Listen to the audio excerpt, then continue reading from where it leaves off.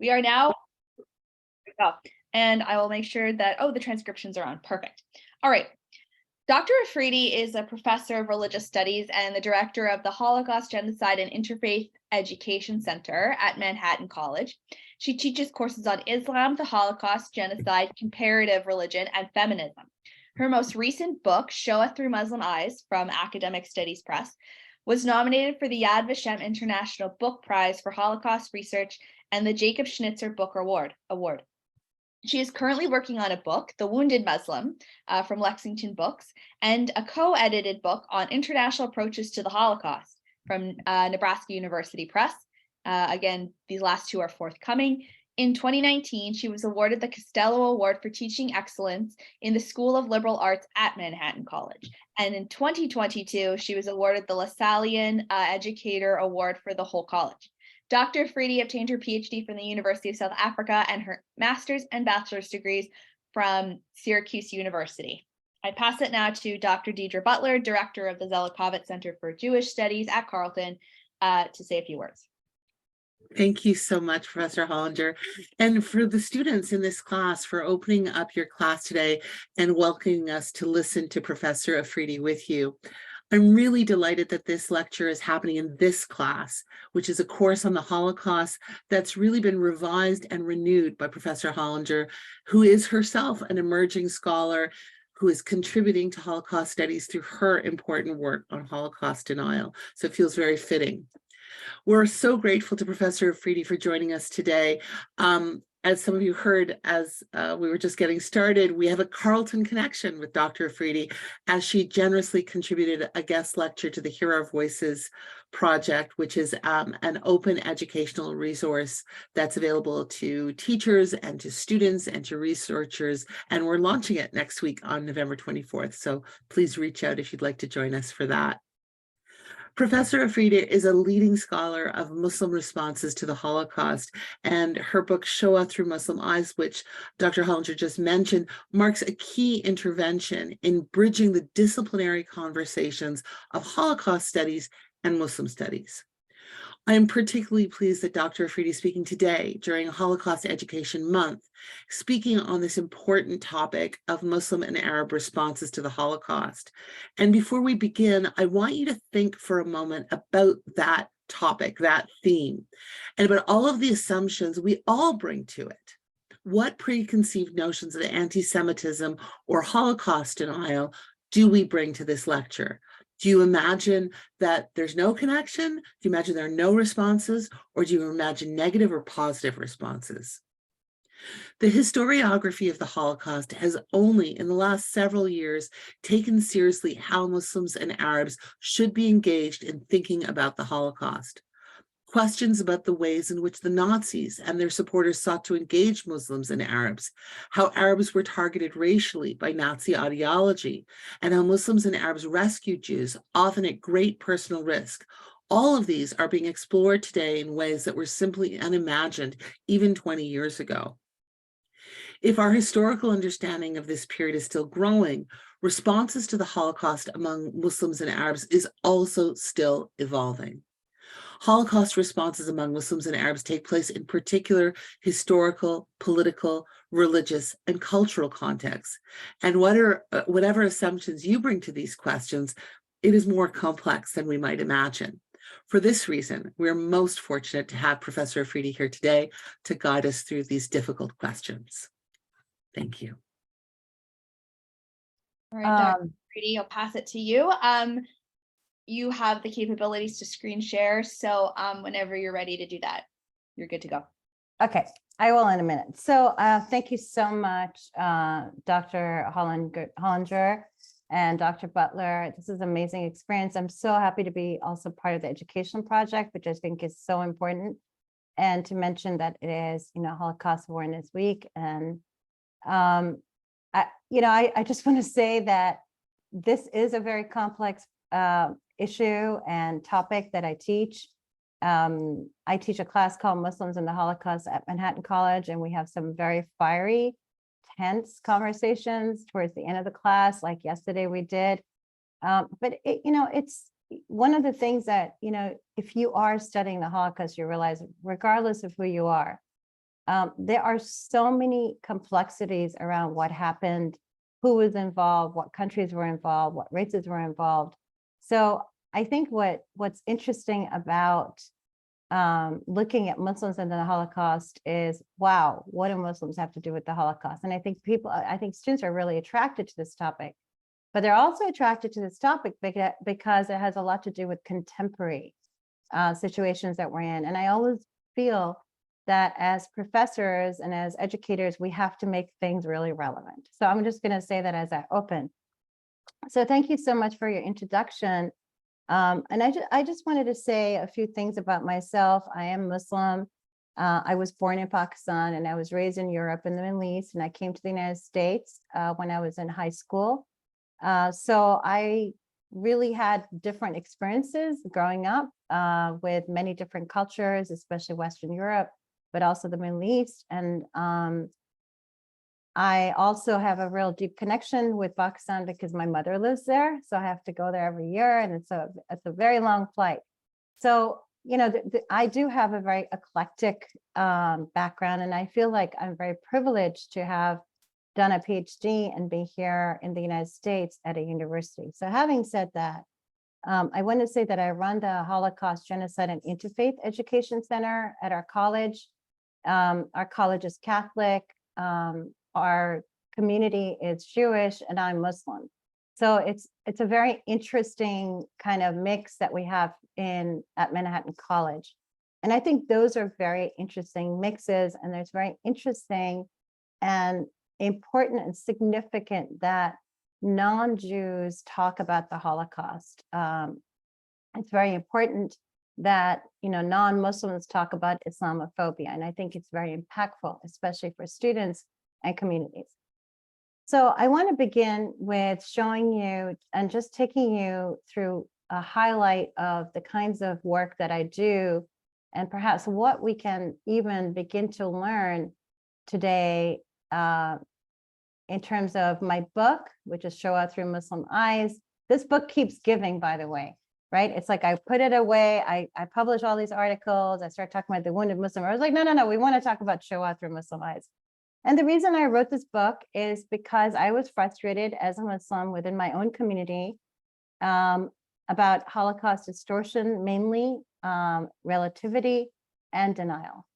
I also was very, very tired of arguing with people. And I realized that no Muslim had really just put down on paper what the facts of the Holocaust were. And that's all I did. It's written, it's well researched, but it's written for a general audience on purpose. I'm very happy to say that it's been taught in book clubs, in high schools, in colleges, and that's really cool because it's reached a lot of people. And it's not just sitting on a dusty old shelf, which is what probably happened to most of my work and my research. So Shoah Through Muslim Eyes was a project where I began to interview survivors. One of them was Robert Clary, who just passed away 2 days ago. On Wednesday, he was a man who was an actor. He was from France, and he was at Dachau. And so I just wanted to mention his name because he just passed away, and he was just an amazing person. It was probably the first time that a Muslim sat down with Holocaust survivors and asked them questions, not just about their story, but also about their feelings about Islam and the Middle East and what was going on. So it was a very interesting journey for me. That chapter in my book is called The Document, because one of the things that I learned from a lot of the survivors that I did interview was that what would you say to someone who was denying the Holocaust or making it, relativizing it? And one of them, she turned around to me, Elizabeth Ben, and said, well, I am the document. I am the living document. So that's why the chapter is called Document. So I just wanted to address that and also respect the survivors that sat with me for hours telling me their story. So the framing that I kind of want to do is, Megan mentioned my other book, International Approaches to the Holocaust, which we have finished and hopefully it'll be out next year, is why that? For me, I want to reach non-Jewish audiences and also talk about the scope of the Holocaust, the expansion of the Holocaust. And another chapter in my book is called "The Holocaust is Unprecedented." I don't call it unique, but I call it unprecedented. And the reason I do that is because there is so much connected to the Holocaust and how far it went, all the way to North Africa under the Vichy government, to places like Greece. There were a lot of ways that we still think of Holocaust as a European story, and I see it as an expansive story. So the historian Dan Stone, and this is on the framing of what I'd like us to think about, argued that overseas imperialism acted as a model for Nazi claims for Lebensraum, living space. To him, the Holocaust should be understood as a continuation of the policies undertaken by the European imperial powers. Elie Wiesel proclaimed that the Holocaust not one atrocity in history, but a revelation. Auschwitz was a unique phenomena. He reflected a unique event like the revelation at Sinai. And I say the Holocaust is entangled with colonial history that sometimes implicates other religious minorities, indigenous people, and in this case, Muslims and Arabs. Oh. It's not going forward, hold on. Okay. So why the Holocaust in Islam? A lot of people feel like they're juxtaposed to each other. I feel that they are not in terms of the religion itself, but also the fact that there were Muslims that were indeed part of the Holocaust story in places like North Africa, and also, as I found in my research later on, in places like Dachau and Auschwitz as well. But what was interesting to me was that in Arab and African countries, the Vichy government was able to persecute Jews, change laws of citizenship in like places like Morocco, and also create labor camps in places like Tunisia, Morocco, Algeria, and Libya. And the questions I want us to ask, and I want you to ask maybe, and I mean, we can't cover everything today, as you know, but at least we can start to think about them. Did Muslims play a role in the Holocaust? Why would you teach the Holocaust to Muslims? Why is this work relevant and important today? How do Jews and Muslims respond to this kind of work, especially today? And yes, Muslims did play a role in the Holocaust. And why would you teach Holocaust to Muslims? Because I think that it's important to teach Muslims about the history of others. It's important to teach non-Jews the history, or I mean, to Jews, the history of Muslims.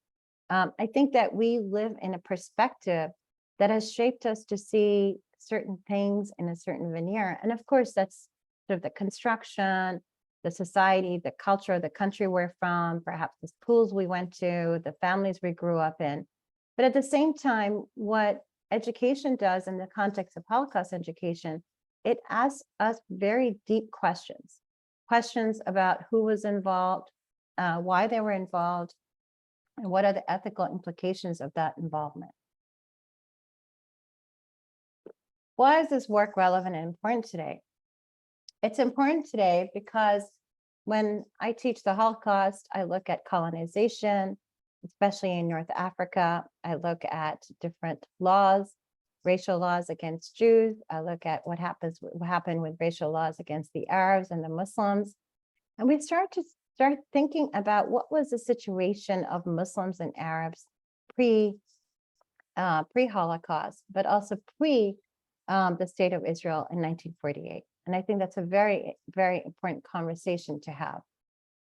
How do Jews and Muslims respond to this? Actually, they're really fascinated with this work. It's a growing field now. There's a book called North Africa and the Holocaust, done by a friend of mine, Omar Boum and Sarah Stein.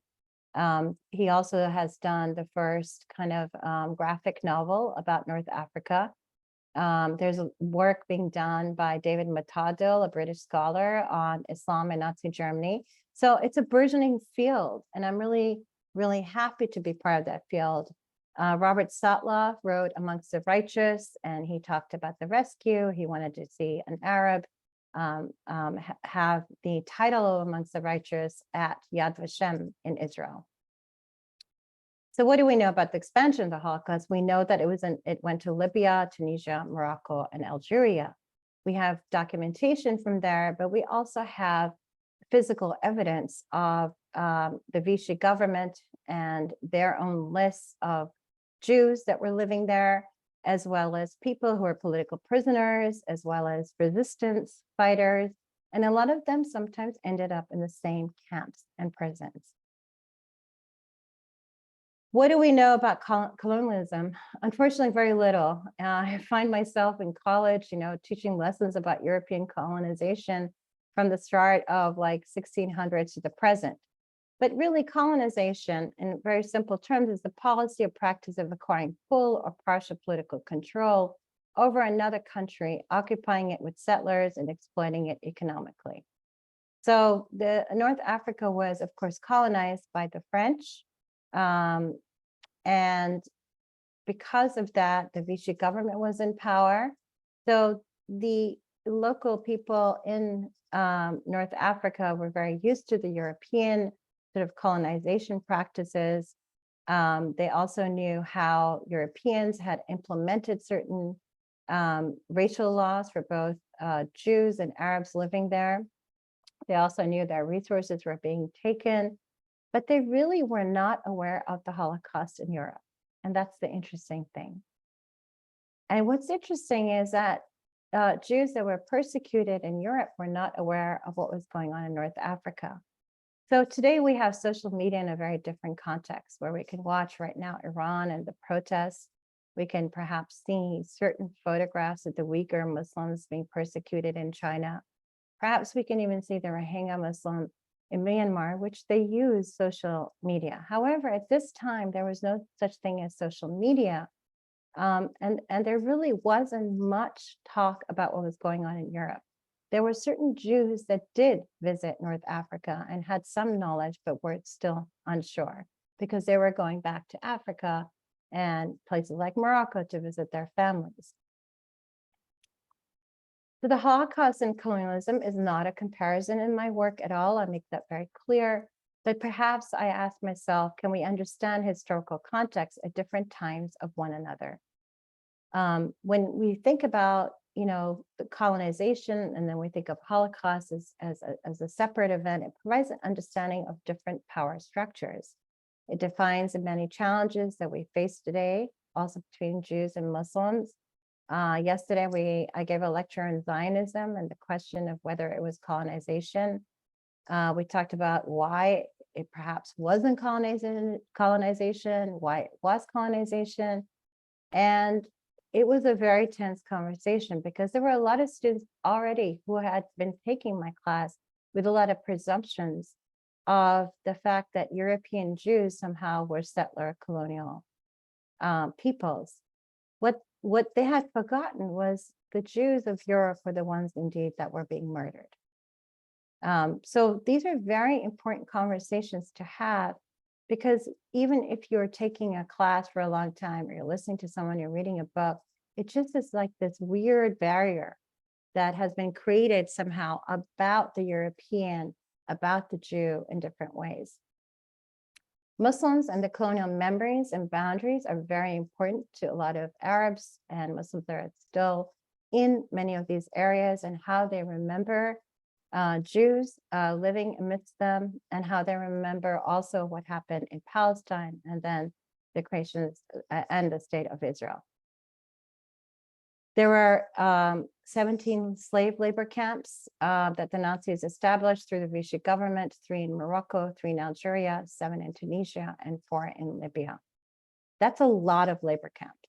And the slave labor camps have been described, and there are descriptions of how they were enslaved. They were not like the European camps, like the death camps in Europe. We can't really compare them, but sometimes they were even more brutal because they had a real temperature, extreme temperatures in the heat, in the cold, and there were Jews that were punished by being left outside in deep graves. So a lot of us can say, yeah, well, this is worse or this is bad, but they were very harsh, and we have to recognize how the Jews in North Africa suffered. There were Muslims that helped the Vichy government because they had no choice. They were working for the Vichy government. It was labor to them. There were Muslims that sometimes were perpetrators, and there were many Muslims that were just bystanders, or the last and most important point for all of us are rescuers of Jews at that time who risked their lives. So it's just a photograph of a concentration camp in Libya.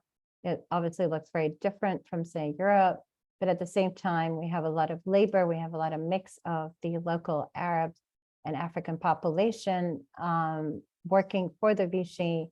And then you have Jews that were put into these concentration camps. I want to mention that also Arabs were in these camps, and Muslims, if they were dissenters or were political prisoners of the Vichy, because they all of the countries were interested in getting rid of the colonial empires, even before we see the advent of the Holocaust in North Africa. Here's just a map for you. I know it's a class, so I love maps, and I'm sure the teachers do too here. But one of the things that you find out about Africa in 1940 is just sort of like a map that talks about who was in control of what, right? So the British controlled Egypt and Sudan and Nigeria. Then you have French West Africa, the Vichy French control, Algeria. Libya was under Italian fascist control, right? Mussolini. And then French Equatorial Africa was where the French Free Forces were. And then up above, you have the Soviet Union, Turkey, and Syria. What's interesting about this map to me, especially to me, maybe, because I'm from the background,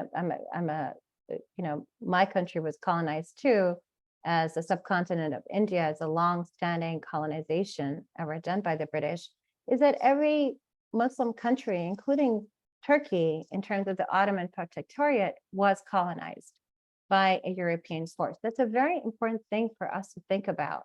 I don't think we spend enough time thinking about that. And, when a lot of these countries were made into nation states and were liberated, there were a lot of issues too, in terms of language. What language should we speak? All of North Africa spoke Arabic and French, different kinds of Arabic dialect, and French. In Egypt and Sudan, they speak English and their own dialect. In my country, my background, it was English and Urdu. So there's this sort of like, these imprints that are left of the colonial control. There are imprints of religion that are left in these areas, like Christianity. So you see many, many missionaries that came through all of these places and set up churches and changed the language, changed the schools. And it wasn't as if you couldn't practice your faith. You kind of went to a Catholic school, went home, and did your salat as a Muslim. Very interesting, kind of syncretic way of being in terms of religion. And here I just wanted to talk about Arazki Berkani, who was a Algerian resistant fighter. And he spent 3 years of camps, a year of concentration camp, 2 years of the disciplinary camp from 1940 to 1943. So why do I talk about this? So there was a diary he wrote in 1964 that we found at the University of Paris that I translated, and my student and I, which we're still wanting to publish at some point. But in this diary, we find that he was imprisoned with Jews, but they had different sections. They had the section for Jews, they had section for the Algerian or any kind of resistors, then they had the political prisoners, and then they had criminals. And he describes a situation where one of the captains, Derrico, and these captains were extremely vicious and very, very brutal, try to separate the wall between Jews and the Arabs, thinking they will kill each other. And he writes about this quite prolifically in this diary, that when he tore down the wall between the Jews and the Muslims, he says it was like we were brothers and we fought against them, defying their assumption that we were to kill each other. it's a moment of, you just sort of read that and you go, wow, well, of course, because they were always together. They were coexisting together in this place called North Africa with, of course, anti-Semitism and maybe anti-Arab sentiments. There were mellas, there were ghettos in North Africa. But the feeling was that we, Jew and Arab Jew and Arab Muslim are together like brothers. And it's an amazing diary that I share sometimes with my classes and in my lectures. What was the role of Muslims under the Vichy? I mean, here on your left side is a family that's actually Jewish. And on the right is a very typical sort of interesting photograph of the Orientalism of the Muslim woman with her headscarf, reading Le Monde in Arabic, but also a French speaker, just to show you the kind of intersections of Jews that are Arabs and Muslims that are Arabs, but also the colonial sort of influences that were coming through in terms of North Africa, but especially in terms of looking at what was going on with Arabs and Muslims altogether. There were bystanders. There was a army. It was a Bosnian Hazdar army that was created under the Mufti al-Husseini. Mufti al-Husseini did not compel the Holocaust, but he was highly anti-Semitic and was vying for alliances. He had one meeting with Hitler where Hitler really didn't promise him anything. He wanted to meet him again, and he was refused. But here is, it says Islam and the Jews, basically, or Judaism. And this was propaganda that was flown all over North Africa by the Germans. It was propaganda against the Jews. It was propaganda using the Quran against the Jews, using certain hadiths that are not so favorable to Jews, to sort of align the Muslim and Arab world, because at that time, Hitler was in dire need of allies. So there was this little Bosnian Hazdar army built, and they lasted for about 4 months, and that's all. And then you have the wonderful story of rescuers, for example, in Tunisia. And here, as we think about this and go through this, you see there's sort of complexity, right? The perpetrators, the bystanders, but then you have the rescuers who are really rescuing their lives in order to help their Jewish brothers and sisters. Khalid Abdul Wahab is a very interesting man. He was in Tunisia in December 1942. Khalid ferried 24 Jews in his own van in the dead of the night to his estate 20 miles away. There he protected them from the German unit in the area until May 1943, when his guests were able to depart safely. So he really knew what was going on. And he also is known to protect a woman that was going to be attacked by a Nazi soldier sexually. And so he goes back there, he knows what's going on, and he comes and intervenes and stops that from happening. So again, you have the story of the protector, a man who was Muslim, clearly a Tunisian man, but also very much committed to saving and also rescuing his life for these families that he kept in the back of his house.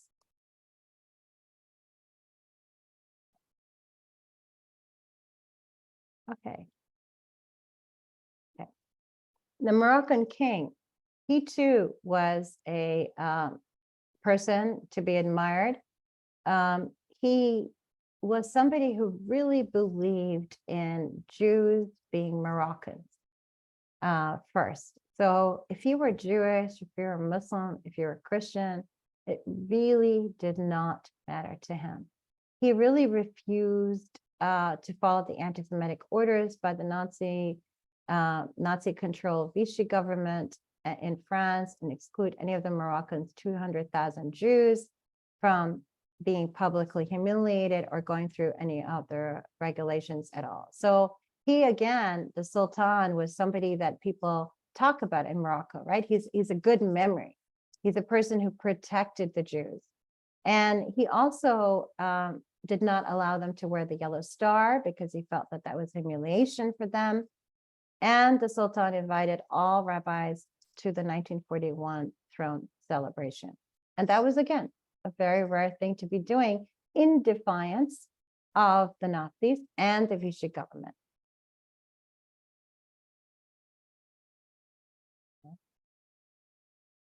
I'll shift at some point, I guess. Okay.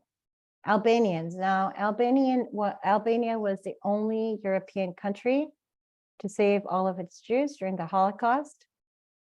They are 70% Muslim, 30% Christian. Their code of honor, which is the promise Besa, is a code of honor that they base on the Quran. And they kept families in their homes. They changed the names to Muslim names. They walked the streets with them and dressed them like Albanian Muslim women. There are such amazing stories about Albanian rescuing Jews. And what's really sad about Albania is that right after the same people who rescued Jews, and you can read about this because there's tons of material and books and documentaries on this, is that right after the Albanians saved their Jews, they were persecuted by the communists and literally hung in those streets right after World War II. So I think we don't recognize this, smaller country in Europe, but the only country that actually rescued all its Jews in terms of thinking about the fact that Jews and Muslims and Christians were the people of the book, and they rely on the Quran when they're interviewed of what they did. Some of them are still know who they rescued. Some of them are waiting and holding on to their objects for them and waiting for them to come back, even a generation after. So it's an incredible story. If you're interested in researching that, I really would recommend it. So Inayat Nur Khan is one of my heroes. She's an Indian Muslim woman rescuer, and she was killed in Dachau. She's a woman who became a British spy. She was the daughter of Tipu Sultan, who was a very famous Sufi Muslim, actually a preacher also in terms of Islam. And she decided to spy for the British. She went to Paris. She was not very good at it. She wanted to do something for the Jews. And because of the color of her clothing, they had found out that she liked the color blue. There were two women that told on her and found out that she was a British spy. She, along with two other people who were spying for the British against the Vichy, were taken to Dachau and killed there. There's a statue of her in London, and there's also writings that she did before the war that you can access now on Amazon. And there's also a movie on Inayat Nur Khan. So it's an incredible heroine for me, especially because she's subcontinental. So I sort of identify with her in certain ways. There was also the Turkish Vice Consul, Ismail Nezdek Kent, during World War II. He was the vice consul in Marseille, France, between 41 and 44. And he gave documents of citizenship to dozens of Turkish Jews living in France who did not have any identification, right? Or to save them from deportation to the Nazi gas chambers. And the question is, why did he do that? Because he felt it was wrong. He was in a position of power. And a lot of the vice consuls and diplomats in place, especially in France, became rescuers. And these diplomats were diplomats because Turkey was neutral during World War II. And he was able to do that without anybody finding out. The Grand Mosque in Paris is also a very big story. The only problem with that story is there's not enough historical documentation. There are people who are still trying to find out, but there's a book about it. There's a little cartoon on it. But basically, the imam was somebody who hid Jews in the mosque. He actually rallied the religious leaders in Paris to abide by the Quranic saying of taking care of the people and protecting Jews, Christians, and Muslims. And what's interesting, a lot of the religious leaders, even in North Africa, were very proactive in trying to help Jews. It's interesting how we see that switch in people's minds in terms of religious leadership. But the religious leadership really was about protecting, was still sort of concerned about the minorities, taking from the egalitarian message of Islam that unfortunately we don't see all the time in many Muslim countries today.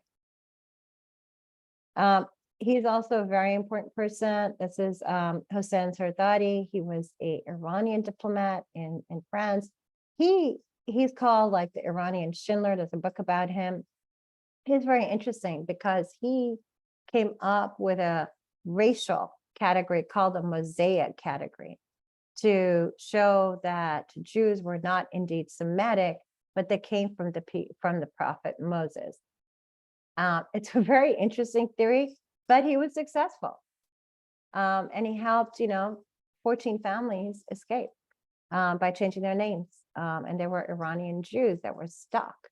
And he himself, of course, was Muslim. So he's actually somebody I focus on because of our perception of Iran, and especially the way that we see Iran in terms of, Iran as a country rather than Iran as people.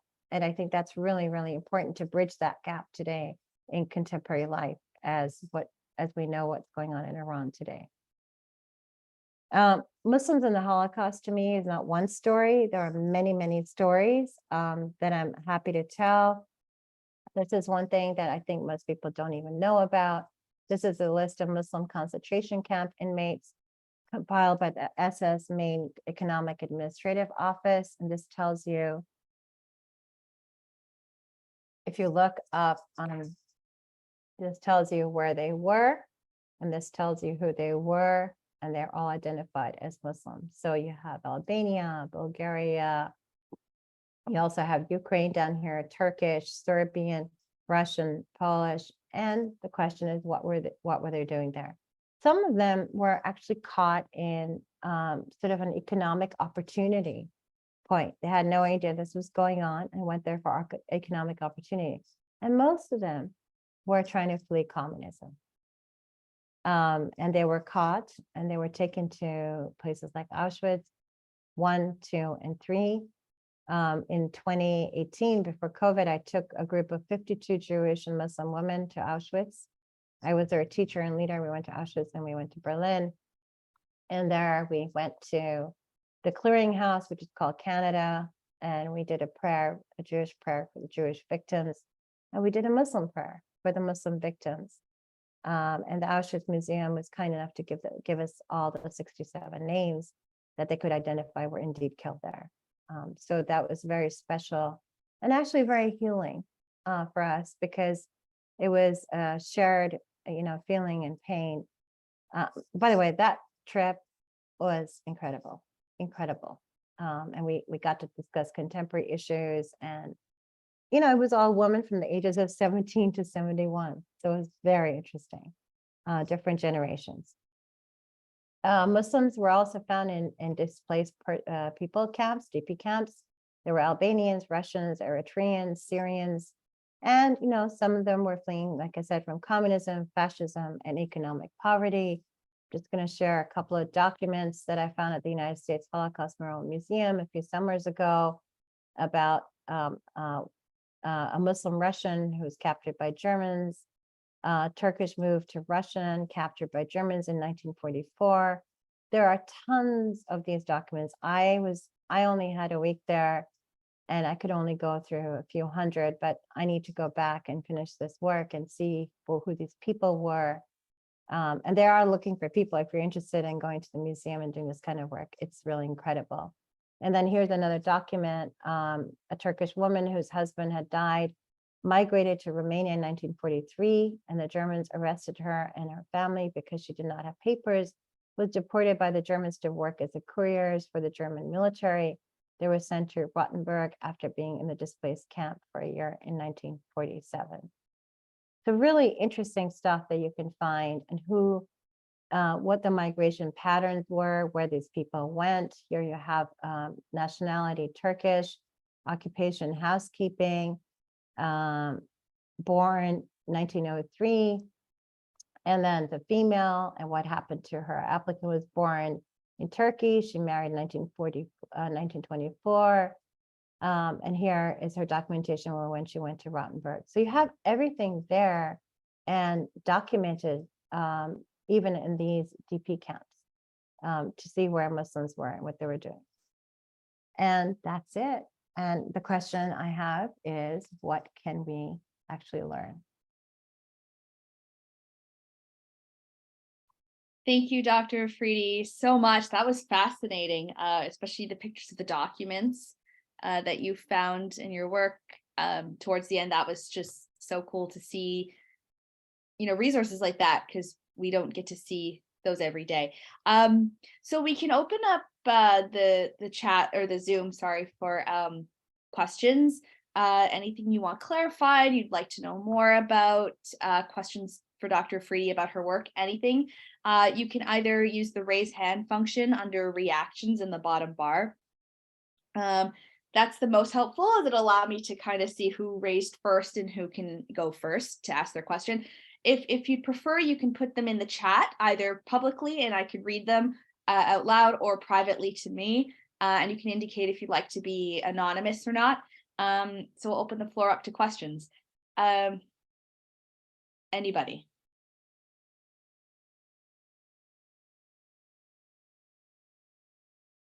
Pamela.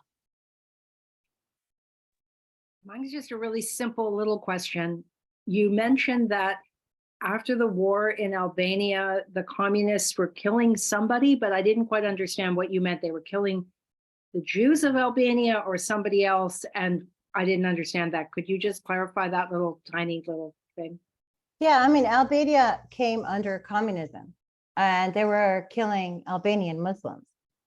The Muslims that were actually the Muslims that had rescued the Jews. So it's, when Albanians talk about it, they feel very sad about this story, because right after they were rescuing Jews after World War II, their country was occupied by communism and was under communism until the 1980s.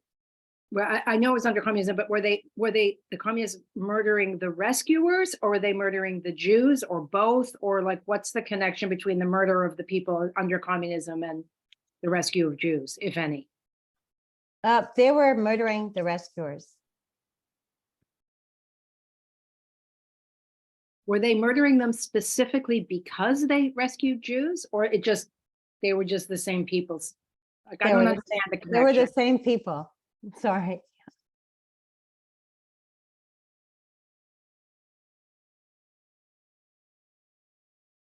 I had a question in the chat, although Nicholas kindly answered it for me. I wanted to know where the memorial or the statue for I'm sorry for mispronouncing this, Ayana Khan. Yeah, I think it's in Gordon Square, I believe. That's what he had said. All right. Deirdre has a question. So I find this so interesting, but I want to ask you kind of a disciplinary question. So when we look at the history of the Holocaust, I think we've both signaled that this is an area of growth, that our understanding of the Holocaust beyond Europe has really expanded recently, and I think this is a rich area for scholarship.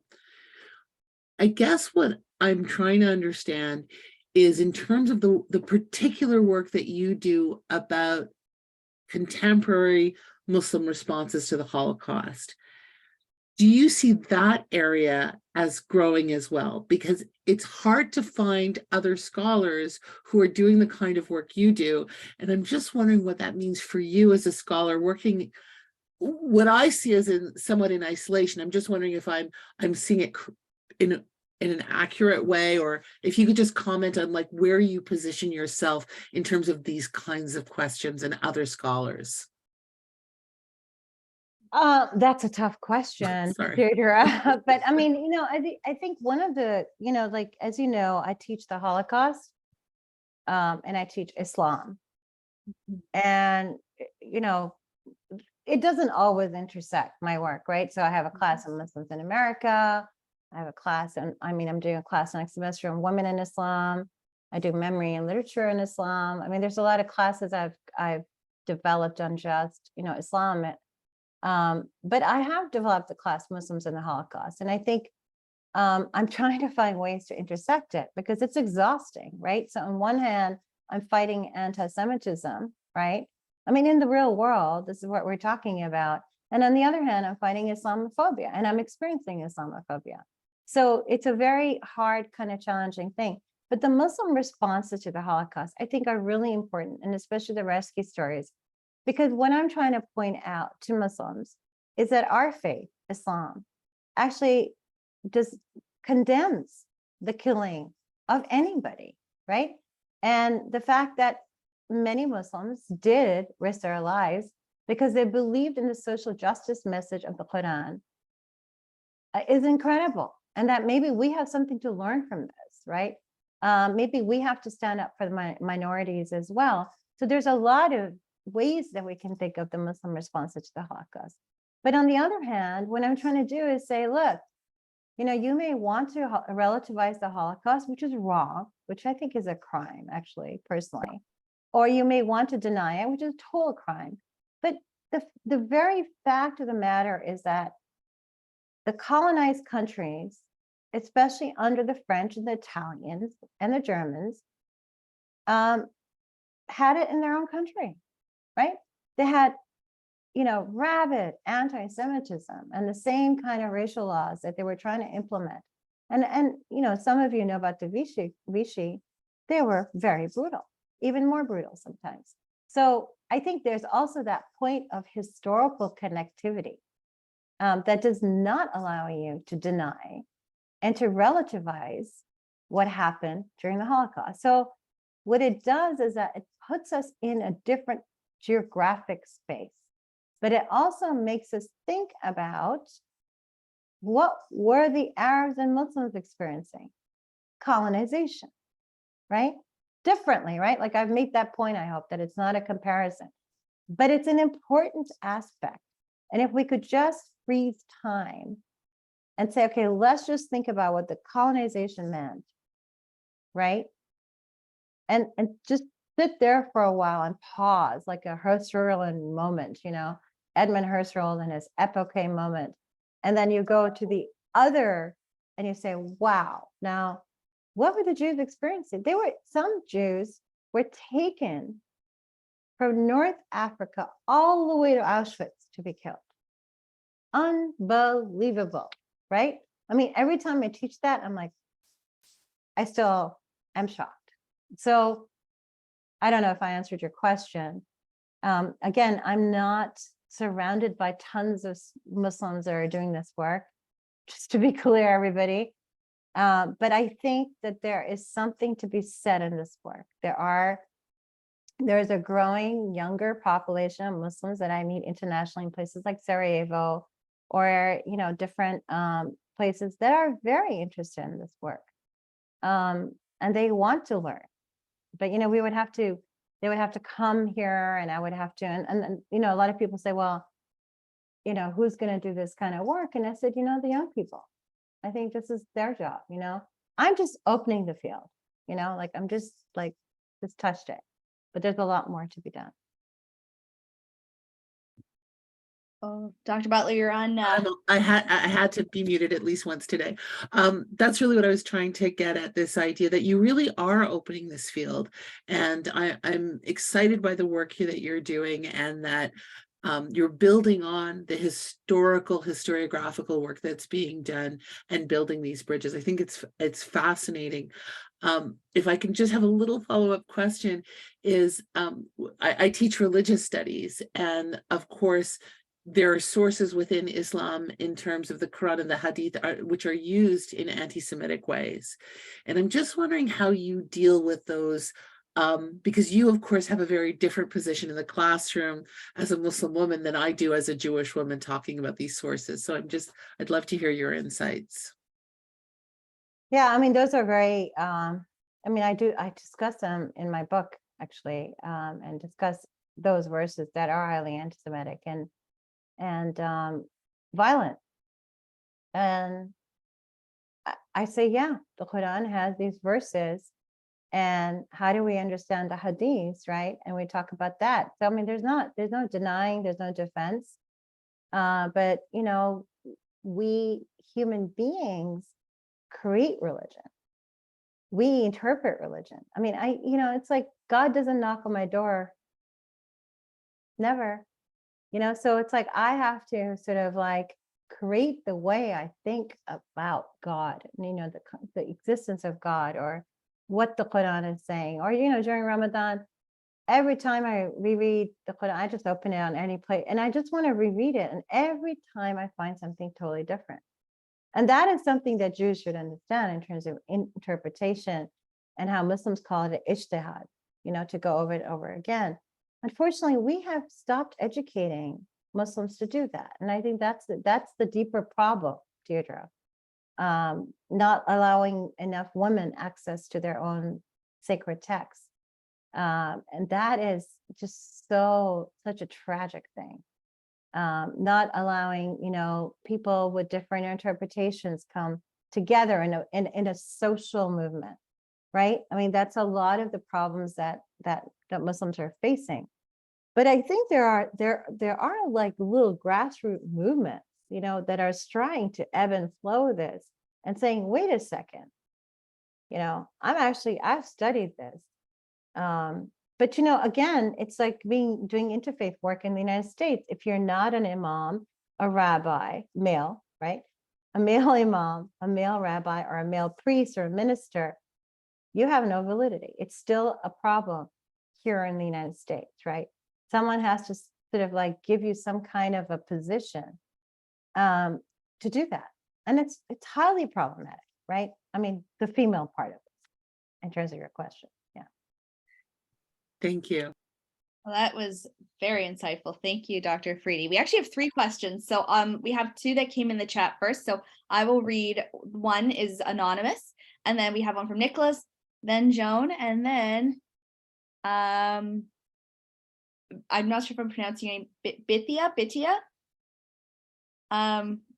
So then I will read those. So the first question, anonymous. So they would love to know more about some of the difficulties and complexities associated to teaching such a tense subject to students who come from different backgrounds or have diverse upbringing. So what are some of those difficulties?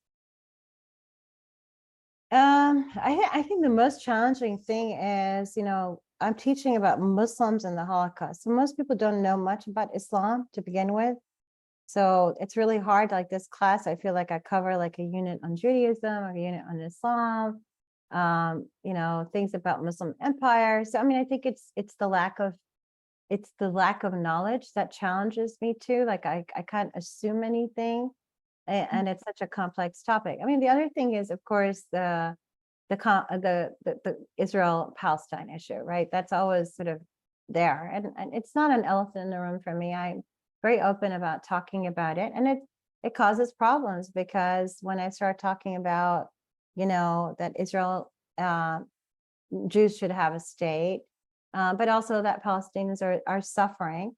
I mean, and the idea that it's not black and white. Like and you don't have to make a choice about being pro-human for one and not for the other. This is not a stipulation of what we do. We point out that things are wrong in terms of colonization. We point out that racism is wrong. We point out what Israeli policy does as a government is wrong. And we point out what Palestinian leadership does is wrong. So, I mean, to me, that becomes a normal dialogue. But to say that a state shouldn't exist or that it's just seen as some pariah is the tense conversation that I have to have in classroom. To answer your question, yeah. Thank you, Dr. Afridi. All right, so Nicholas, then Joan, I think it was Bithia, and then Pamela. So Nicholas asks, he apologizes if this is outside of your scholarship, but he's curious about the memory of the Armenian genocide and how that may have influenced Muslim responses to the Holocaust. Is there any linkage? Unfortunately, no. Yeah, there isn't. But, I think that, I mean, there are Muslims that do recognize the Armenian genocide, but not Turkey. There aren't any real linkages of that. No, I'm sorry. Well, thank you for that response. And Joan. Yes, thank you. I just have a question. During your research, did you find any correlation between age, Muslim age, so the older Muslims as opposed to younger Muslim populations and their response to the Holocaust? Yeah, I mean, that's again, I think that a lot of the people that could rescue, except for in Albania, it was all ages, I would have to say. But like, Abdul Wahab and Sardari and Ultiman, they were all, sort of like in their 40s, established, had some power that they could actually do something. And you have to understand, under colonization, there was a huge discrepancy between the laborer, right, and certain people put in positions, not just by the French, but also what was going on in terms of the different empires that came before. So it was like a feudal system in a sense. Mm-hmm. I would have to say middle age would be more so the rescuers. Okay, thank you. All right. Bithia asked about when you visited Auschwitz, how was the public documentation about cases like you mentioned of Jews being deported from Africa all the way there, or even Muslims deported to Auschwitz? Dr. Butler did provide some information, so I don't know if that answered your question, Bithia, or if you want Dr. Afridi to expand. I don't see the response. Deirdre, Oh. what did you say? Oh, I was just mentioning that there is a list of about a dozen Muslims who were murdered at Auschwitz, but they were Soviet POWs. They weren't sent there as Muslims, and also just specifying that the Nazis and their collaborators they targeted, when Muslims were targeted, they were targeted more as Arabs racially than as Muslims. Yeah. But as far as I know, Auschwitz doesn't have much documentation on this, but I haven't, it's been like 5 or 6 years since I was there last. They have the names that I told you they sent me. Mm-hmm. But there are some names where they can't put disease because they can't find, right? Which, we have some of those records anyway for Jews that were murdered, but yeah, I mean, I think this history is really not taught very widely. And I think, I think the connections are really important, I think they're very interesting, fascinating connections. And actually, you find that if you talk to Arab scholars or working in places like Morocco or Tunisia or Algeria, I mean, they might find really good conversation partners in Jews and others that are working on this, right? So, I mean, this is how you begin to sort of talk about something that might have relevancy, not just to Europe, right? But really to a larger context of race and racialization, social strata, right? What about the women? I mean, the women were always trying to veil the Jewish women to hide them, even in Albania. The permanent exhibit open here in New York City, that I was part of their advisory council. And I'm so pleased to say that in this permanent exhibit, they have a full-blown picture of Sarajevo and how a Muslim family rescued Jews in Sarajevo when it was under, the fascist Ustashi. And then forward in 1992, the Jewish community remembered, and they helped the Bosnian Muslim family. Now, what an incredible story that is, right? I mean, that's a story about memory. It's about keeping that memory alive, about the positive memory of each other, and actually acting upon that memory. And those kind of stories come out when you start to move around geographically and start to look at, oh, what happened in Croatia? What happened in Sarajevo? Where's Sarajevo today? It's in Bosnia, right? I mean, so there's all these wonderful ways that we can sort of look at this contextually and talk about the Holocaust, not losing the lessons of the Holocaust, but at the same time, talk about the Holocaust as actually a colonial venture. And this is why I started with the quote by Dan Stone on Lebensraum, right? This is why the Germans went to Southwest Africa, the Hereros, and the massacres of Hereros. That's the first genocide that I teach in the Holocaust class, so that they can understand this sort of mentality of, I want to expand and I want to occupy and I want to take over. So I got very passionate about that. But I Thank hope- you.